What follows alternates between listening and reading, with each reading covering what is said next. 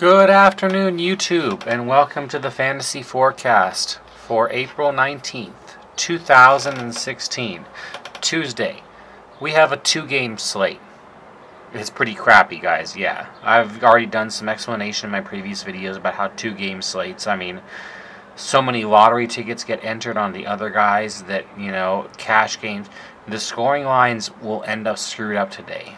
I would not be shocked, guys, and I'm telling you right now on a two-game slate, even in playoffs, if the GPP, the $1 tournament and the $2 tournament, have lower cashing lines than a double up or, a single entry 50-50. Or for a single entry 50-50 for cash, when there's so limited options, you find yourself selecting players with the good floors.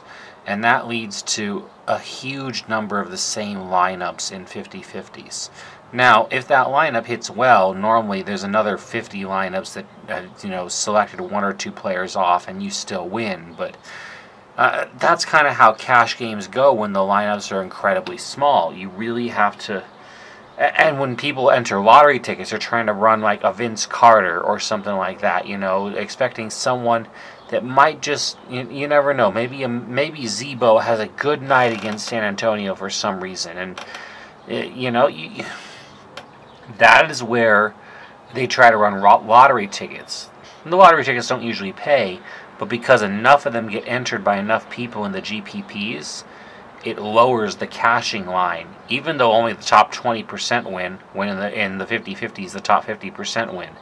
There's enough lottery tickets some nights where that GPP line is actually lower than the cash line. And I'm predicting tonight may be one of those nights. What I will call with somewhat certainty is it almost doesn't matter what you play. GPP is probably going to have about the same line as a 50-50 cash line tonight. I would not recommend that you just do one or the other and just play off that. I would definitely still do a hedge because, heck, if one does pay and the other doesn't, but because I'm saying they're both going to do about the same, that's great. They both cash. Do the same strategy. Bet most of your money on 50-50 single entry double ups or single entry 50-50s, and 20 to 30% of your bets for the night should be on GPP, and that's it. Nothing else. So, alright, you guys have been staring right now at the... I don't think we have roto grinders anymore, guys. I think they basically pull it out for the playoffs. I'm literally to pull them once more right now to see if we have an optimal lineup for them. Holy shit, we do. Okay, I'll show you guys. There's the last second. What we're going to do is we're going to make an entry real fast. Look, if you guys ever need a spare entry, look, do in your 10 entry league and just drop an entry in to another contest. Doesn't matter, you know what I mean? Just get it in there and it's done. You got a free entry ready to go upcoming and you can modify it later. Okay, Roto Grinders has a lineup for us today. Yes. Alright, moving on from them. We're going to Roto Wire first because I'd actually planned for them. I'm shocked to see a lineup from Roto Grinders. I don't know what their head issue has been for the last couple days, but I could care less. Okay, Roto Grinders has Isaiah Thomas and Schroeder at the point guard. Thomas is projecting at 33 points. That's not even 4 times value, guys, for those of you that can do some math. It sucks. They have Dennis Schroeder at 19 points, and that's 5 1/4 value. It's okay. They've got Danny Green at 18 points. They've got Korver at 18 points. Since Korver's a little cheaper, Korver's obviously a little bit better, but they're both paying about 5 times value. They got Kwame Leonard, projected to score 32 points. They want you to pay $9,600 to score 32 points. This is what the playoffs does with the defense mindedness that starts to come in. You start to see values drop. 400s become rare, but I still wouldn't pay $9,600 for what they're projecting to be a 3.36 times value. That's just not enough for me, and just my opinion. You've got Jay Crowder. I'm sure I have my optimal laner. It's a 2-game slate, so we'll see. Jay Crowder's being projected at 25 by RotoWire. And then we have Paul Millsap and Sullinger. Millsap is being projected at 37, and Sullinger is being projected at 24. And then they have Horford at 35. You know, all the projections are somewhat about right. I mean, to be quite honest with you, I just don't like the lineup they came up with. It's projected at 242 for a total, and it uses all the salary. And for me today, I wouldn't be there. That's just me. Let's move on. Alright, you're looking right now at RotoQL, guys. RotoQL has Bazemore in it. There's one that they did without Bazemore, but the one without Bazemore projects at 271. The one with him projects at 279. And I really like his chances to play, even with his knee being stiff. It's the playoffs. They need to get somewhere. Bazemore is probably going to play, and he's probably going to go for about 6 times value tonight. That's what I'm thinking. I mean, on the low end, 5 times, but he's a good run if you can get him in. All right, at point guard, they have Teague and Miller. Teague's projected at 31. Miller's projected at 19. They have Stevenson and Allen for shot guard. Stevenson's projected at 22. Allen's projected at 23. Actually, they're both projected at 23 with rounding. At small forward, we've got Bazemore at 35, and we've got Kwame at 44. I think that's a little higher.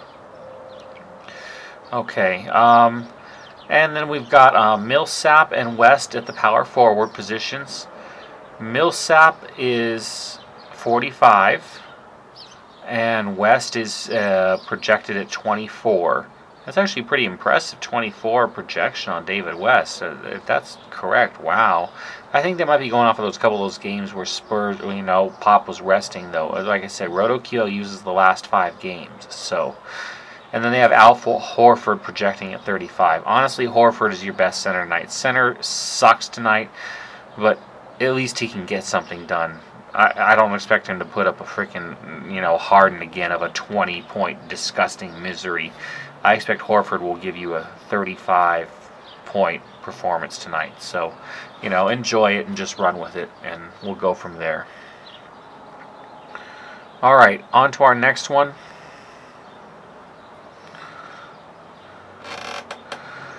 And is this Daily Fantasy Cafe or is this Fantasy Pros? This is Daily Fantasy Cafe. Come on, focus in. Focus in. Hello. You can see it in the little screen. We've got Isaiah Thomas and Jordan Farmar at the point guard positions. I can see that Thomas is projected at 42 points, which I like. Farmar is only projected at 21 points, but that still isn't bad. I mean, especially at minimum salary. I really like that. You've got Korver and Turner. Turner's projected at 30 points. Korver's projected at 19. You've got Bazemore and Crowder. Bazemore's projected at 28, and Crowder is projected at 27.5. I would round to 28, but I want to differentiate a little bit there. They're basically saying that Bazemore at $300 less will get a little bit more. You got Zach Randolph and Millsap at the power forward. This is the position to spend up at today, guys. If you're going to, you know, that, maybe some point guard area with Thomas, but, you know, there's certain places you can spend up because there's just not a lot of studs around today with a 2-game slate. Millsap's projecting at 42, and Zebo's projecting at 30. And we have Horford projecting at 39. Total lineup for Daily Fantasy Cafe is projecting at 278. Okay, moving on. And this is Fantasy Pros. Fantasy Pros has for us Thomas and Schroeder. Thomas projecting at 35, Schroeder projecting at 20. They have Korver and Ginobili. Korver's projecting at 17, Ginobili's projecting at 18. We have Kwame and Jay Crowder. Kwame's projecting at 37. Again, not a wonderful value. They're just trying to point chase with the money. And Jay Crowder at 26. We got LaMarcus Aldridge projecting at 32.5, and we got Millsap projecting at 37.5, and we got Tim Duncan projecting at 25. The whole lineup projects at 248. And these numbers are a little bit lower. Remember, they're trying to hit cash on a 2-game slate, guys. It's okay. We're not like aiming for 320s or whatever. Now down here, I'm going to modify this right now into what needs to be done for the lineup I just told you guys about. Here it is. Isaiah Thomas is in there already, but they took him out of. They took Teague out and they put in Jordan Farmar at the Barton. Okay. Then they ran Corver and Green as well. Okay, so let's do Corver and let's do Green. And they got Kwame and Vince Carter. They think Vince Carter's going to do awesome. We're going to use the money. They're doing something with it, I'm sure. Oh, Millsap and Aldridge. They're spending up at power forward, right at the top. Because Millsap's there and Aldridge is there. And you got Horford at the bottom, and he's okay. So they left 500 on the table. Yes, they did. They left 500 on the table, and they projected this lineup at 267 points. Okay, so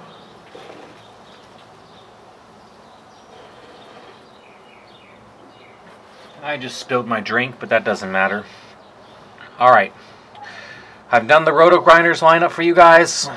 Let's go on to my optimal, and the one you guys all care about anyways. And there's one change real here fast, but I'll show you why it's a change. Okay. Whoa, even that looked kind of... Let's cancel.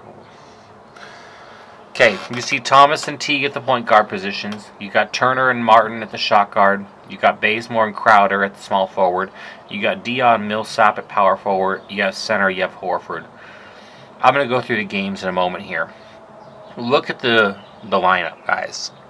This is a 2-game... You're looking at a 2-game freaking slate. How can you win, really, guys? It's a 2-game slate. Okay. My way to win a 2-game slate, especially on cash, quadruple stack. You have to choose the right team. You have to choose where there will be scoring and where there won't be scoring. Memphis and San Antonio. Do I think there will be scoring in that game? No, I don't. San Antonio is defensive and Memphis sucks. It's the worst goddamn team in the playoffs since in the last 10 years. It's just... And it's not their fault. I mean, everyone got injured in the last 3 weeks, but they're the worst team in the playoffs by far. They suck. And San Antonio sucks in terms of they just won't put up enough points. They play defensive. You know, I'm not saying that in a bad way. Pop is a good coach. You know, the Phil Jackson strategy before of the first to 90, which is kind of what he still is the school of, is working great for him and has continued to work great for him. And I'm not going to knock away from it. So, really, when you look at this lineup, the only question is, why in the fuck do you have Kenyon Martin in there when really you should be taking Kyle Korver? And there's a reason why. And I'm going to show you right now. I'm going to add Korver, same price. See the problem, guys? Invalid roster. No more than 4 players from a single team. On a 2-game slate, that's how difficult this gets. It's just the way it is. So, look where we went. We've got a Boston triple stack because we think it's the higher scoring game. We've got Isaiah Thomas. We've got Evan Turner. We've got Jay Crowder. All 3 of them. Oh yeah. On Atlanta, we've got Teague. We've got Bazemore. We've got Millsap, who I think will correct after the way Boston tried to play him in the last game. And we got Horford. And they're at home now, too, which is going to help the Atlanta side. You'd probably stack a little more from them than the other game. But this is the higher scoring game. No question, guys. So how'd I do? I got 7 players from the highest scoring game. And then my last 2, I got Kenyon Martin. Did he get some minutes in the last one, at least against Memphis? JV team, where you'd expect the starters to sit in the 4th? Oh yeah, he picked up 12 minutes. He got 10 points. He got 12 fantasy points. It's not a wonderful value. I mean, it's not even 4 times. But guys, come on, for your punt to make this lineup work, if you get 10 points, great. If he gives you one of these 20s down here, you guys are golden. Take Martin. You know, so the rest of this lineup works with your best point guards with Turner. You've quadruple stacked Atlanta. Just run it. Trust Atlanta can actually, you know, play Boston. The playoffs run like that, guys, sometimes. I mean, Boston wins, Atlanta wins. I mean, playoff series aren't always like 3 games to none or 4 games to none. Sometimes teams win, and you need to kind of just project back and forth against that, and it's really helpful. Notice the only other player I took from any other team, Boris Diaw. Minimum priced, and why did I take him? Look at his minutes that he got in the sit-down. 21 minutes. If you give me 14 fantasy points in your 21 minutes, I don't care how the hell fuck you put it together, to be quite honest. I mean, you've paid me 4 times value, and you've made the rest of this lineup work on a crappy 2-game slate. Now, if you guys see someone else there at the minimum at power forward, knock yourself out. Jarrell Martin, possibility. You know, Memphis could be like, we got to try something. We got to try anyone to, like, you know, try to get something going. I mean, look at the game log. 23 minutes, 10.8 minutes. You can definitely run Jarrell Martin tonight. I mean, he could run 24 minutes and he could run 12. I mean, even against San Antonio, sometimes you play better than you do the night before. The problem is the San Antonio team. They are so good. You look at him last time, he played 20 minutes down here, hit up 14 points. Basically exactly value. I mean, you can add him in. It's not a big deal. But the question is, will Boris Diaw do more for you? Again, 20 minutes, 21 minutes. Just coming back in after a massive absence. Picks up 12 fantasy points. Picks up 14 fantasy points. You got a crapshoot, guys, tonight. It's a Boris Diaw or Martin crapshoot. Or, you know, you could try Stevenson or something. But at power forward, you're going to want one of these minimum guys. Grizzlies don't intend to re-sign Stevenson. I wouldn't be looking over at him at all. He's out. That's just done. So you got 2 choices. You got Martin and you got Diaw. Now you got to look at who's going to win and maybe who will score the points for them. If Martin can score some points for them, he'll sit in there and he'll stay in there for a while. If Diaw is the one that starts to pick up in the secondary absence of the main starters, and that's why my lineup was where it was. I took Diaw instead of Martin. It could be wrong, but you got Diaw and Millsap in power forward, and then you got the Horford for the center. And that pretty much does it. I mean, with 2 games, guys, tonight, I mean, and I'll show you center position as well. I mean, woof. You guys see anything great?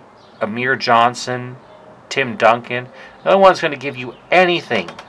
Anything that looks like those 30s and 40s that you're used to looking at for every player in every position is Horford. He's the only one.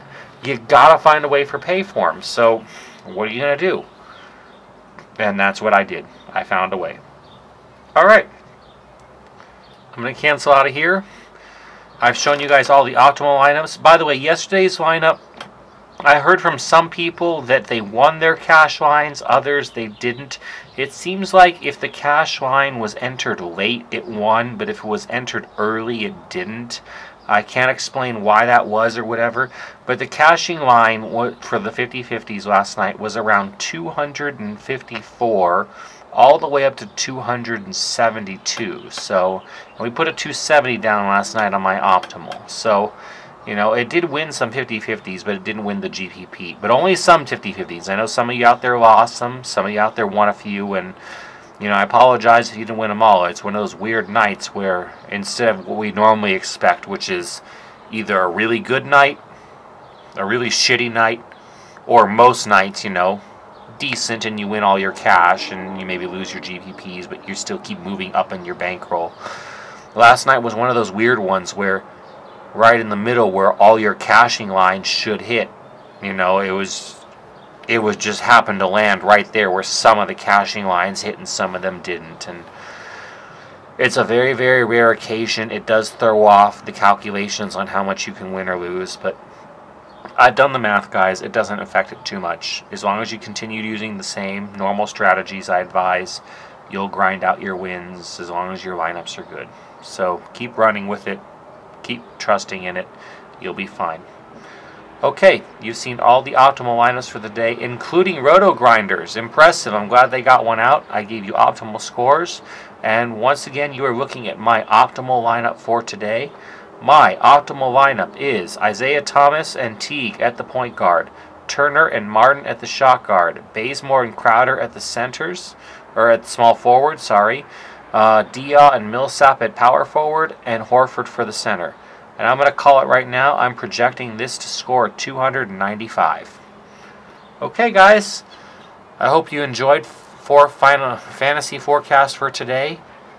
We are so close to 200 subs. It's not even funny. And I told you guys, as soon as we hit 200, I'm doing a nice fat giveaway for you guys. I don't know if it'll be FanDuel credit or DraftKings credit. It'll be one of the two.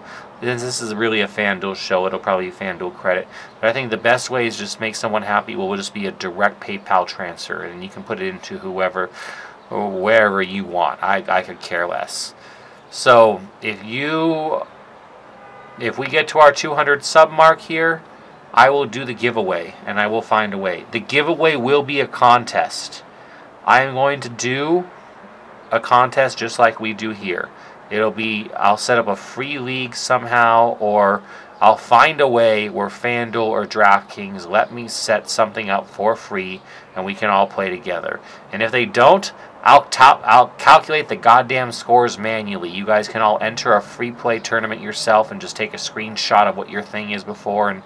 But that's how we're going to do it. We're going to let the winner win based on the skills. Because I always try to teach you guys that you should use your own skills as well.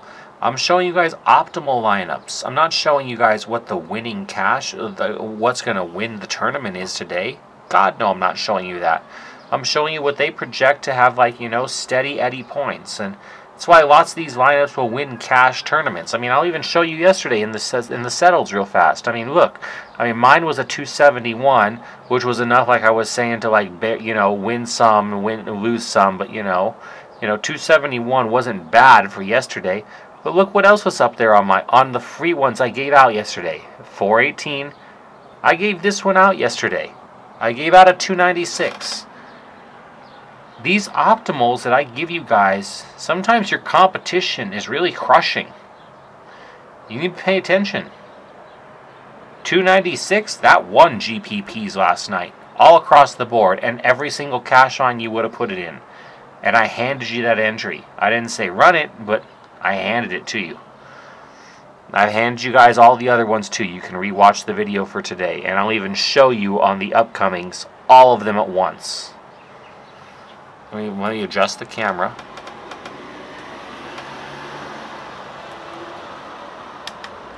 That should get it right in the view for you guys, so you can see basically what all the lineups are. And that last one right there is the one that I just put in for Roto Grinders. You can see them all. The one I'm highlighting, is that mine? Is it the... No, it's not. Whichever one says the Bud Light one. Yeah. This one is actually mine. Okay, so at the bottom you see my lineup highlighted. This is my lineup for today, my optimal cash recommended. You see all the other 5 optimal recommended lineups. You can see the similarities, the differences. This is what I'm trying to teach you guys, how to be smart DFS players. Know your competition. When you know your competition, you know how you can beat them. Alright guys, hope you enjoyed Fantasy Forecast for today. There will be another one tomorrow as long as there's 2 games for me to, report on. And I will continue doing NBA and NBA only until it's basically done. If there's nothing at all on the slate, I may do an MLB, but if it's just like a 1-day wait, I'm taking the day off. I'm getting myself a little bit of a break here. I am an NBA forecaster for you guys until it's all up to the end, because once we get to the finals and there's only like 1 game to play with, they won't allow us to do fantasy with it. So up until the semifinals, I'm your guy, and then we'll be moving to MLB. Alright, I hope you enjoyed. Again, subscribe, please, so we can get up to 200. I can do a giveaway, and you'll get instant notification when I post a new video, which is really important for you guys. And follow me on Twitter if you'd like last minute updates. I do it when someone comes out, I send out a new lineup and say run this in cash instead, and that's just my Twitter handle is @MikeMiller78. And please feel free to follow me there. And if you ask me to follow you directly, I'll follow you, and we can direct message even. I don't mind talking to you guys. I love talking to you guys. You all make my lives better. Okay, I hope everyone had a wonderful start to their week Monday. It's a beautiful Tuesday. Enjoy this awesome weather. Go out there and go win some god darn money today. All right? Go win it. Talk to you soon.